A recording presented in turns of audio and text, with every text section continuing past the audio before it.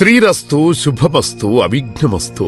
శ్రీ రాజశ్యామలాంబ సహిత దశమహావిద్య ఆలయం స్వర్ణ దేవాలయం గోల్డెన్ టెంపుల్ నిర్మాణం కొరకు లోకక్షేమార్థం దశమహావిద్య మహాయాగం 11 లక్షల కొబ్బరికాయలతో లక్ష్మీ గణపతి హోమం మరియు 11 కోట్ల కుంకుమార్చన కనక మహాలక్ష్మి కుంకుమార్చన సత్తుపల్లి శ్రీ లక్ష్మీ గణపతి ఆలయమునందు 108 రోజుల పాటు నిర్వహించబడును.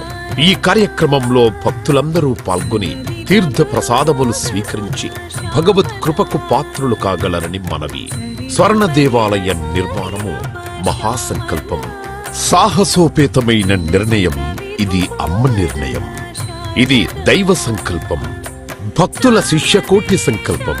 ఈ మహాసంకల్పం నెరవేరడానికి 999 యజ్ఞములను పూర్తి చేసుకుని సహస్ర యాగములు అడుగు పెడుతోన్న వేళ ఈ మహోత్సవమైన కార్యక్రమానికి స్వర్ణాలయ నిర్మాణానికి శ్రీకారం చుట్టిందే శ్రీదేవి శ్రీ విద్యాపీఠం.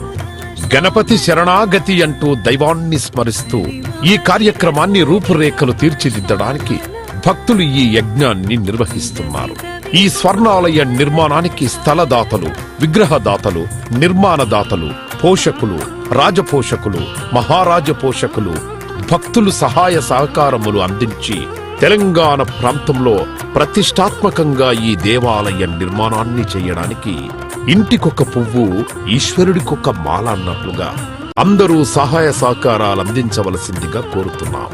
ఈ ఆలయ నిర్మాణం వల్ల దశమహావిద్య ఆలయములు స్వర్ణాలయము మన తెలుగు ప్రాంతంలో యావత్ ప్రపంచంలో మొట్టమొదటి ఆలయముగా చరిత్రలో సువర్ణాక్షరాలతో లిఖించబడే సువర్ణ అవకాశమిది.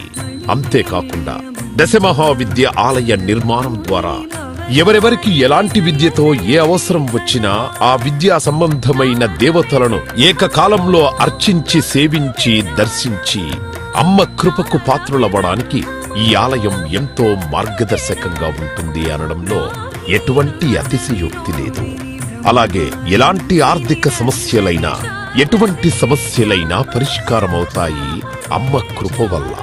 కలిపురుషుడి యొక్క ప్రభావం చేత కలియుగంలో ప్రకృతి వైపరీత్యములు, ప్రకృతిలో అనేక రకాల గ్రహగతుల చేత మానవుడి జీవితం ప్రశాంతం లేకుండా జీవితాన్ని గడుపుతూ దినదిన గండం 100 ఏళ్ల ఆయుష్ అన్నట్లుగా ప్రతిక్షణం మనసు ప్రశాంతత లేకుండా కలి ప్రభావం చేత ఎటువంటి పూజలు, ఎటువంటి యజ్ఞాలు, ఎటువంటి సాధనలు చేసినా కూడా సరైన ఫలితాలు లేక అంధకారంలో కొట్టుమిట్టాడుతున్నట్టుగా అన్ని ఉన్నా ఏదో కోల్పోయినట్లుగా జీవితానికి సుఖం లేకుండా కాలము గడుపుతున్న జీవకోటికి కామకోటి పరమాచార్యుల యొక్క, జగద్గురువుల యొక్క, అస్మద్గురువర్యుల యొక్క ఎన్నో కోట్ల తపశ్శక్తిని ధారాదత్తం చేసి ఈ ఆలయ నిర్మాణం చెయ్యడానికి మహాసంకల్పం చేసినాము. పూర్వజన్మలో దాన ధర్మాలు చేయడం వల్ల ఈ జన్మలో దాన ధర్మాలు చేసే శక్తి మనకు లభించింది. అటువంటి శక్తి కలిగి ఉండి కూడా దాన ధర్మములు చేయకపోతే ఈ జన్మకు చరితార్థం లేదు. మనవంతు దాన ధర్మాలు చేస్తే, ఎటువంటి దాన ధర్మాలు చేస్తే అత్యంత ఉత్కృష్టమైన పుణ్య ఫలితం లభిస్తుందో అటువంటి పుణ్య ఫలితం లభించే అవకాశం ఈ స్వర్ణ దేవాలయ నిర్మాణంలో భాగస్వాములవ్వటం. పూర్వజన్మ సుకృత ఫలితం ఉంటే గాని ఈ ఆలయ నిర్మాణంలో భాగస్వాములు కాలేరు. అమ్మ సేవలో పాల్గొనలేరు, అమ్మ సేవలో తరించలేరు.